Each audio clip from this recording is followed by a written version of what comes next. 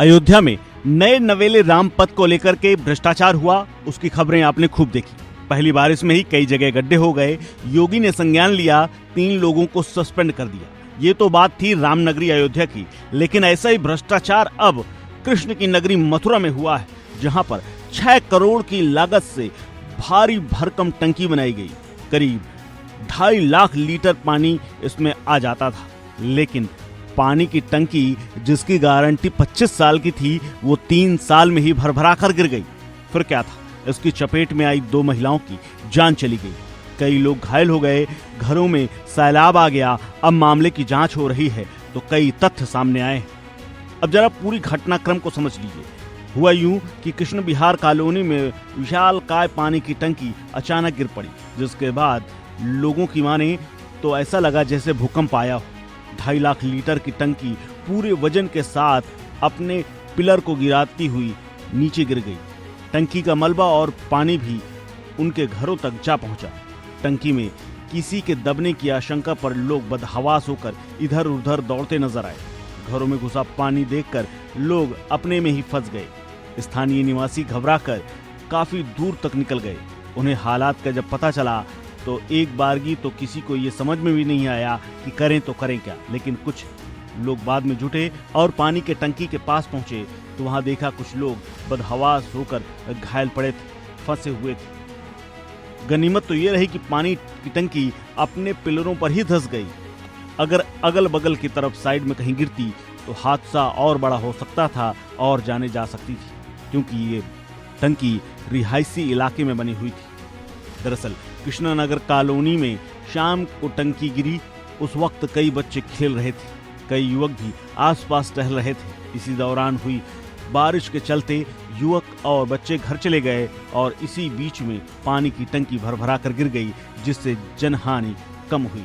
हादसे में 1 दर्जन से ज्यादा मकान क्षतिग्रस्त हो गए, कई स्कूटी बाइकें मलबे में दब गईं और देर रात तक जिला प्रशासन की टीमें रेस्क्यू ऑपरेशन चलाकर मलबे में शव खोजने में जुटी रही। कोतवाली थाना क्षेत्र के कृष्णानगर कॉलोनी में रविवार शाम को इस हादसे के बाद कॉलोनी के लोग डरे हुए। पानी की टंकी गिरी तो आसपास के मकान तक हिल गए और सबके घरों में पानी घुस गया, जिसके बाद कीमती सामान बर्बाद हो गया। हादसा जैसे हुआ तो एक धमाके जैसी आवाज आई। किसी को कुछ समझ में नहीं आया कि कैसे अचानक पानी उनके घरों में अंदर घुसने लगा, जबकि बारिश तो कुछ देर पहले थम गई थी। सभी पानी में डूबने लगे। समझ नहीं आया कि एकदम से ये क्या हुआ। आंखों के आगे लोगों के अंधेरा छा गया, हर तरफ चीखें सुनाई देने लगी।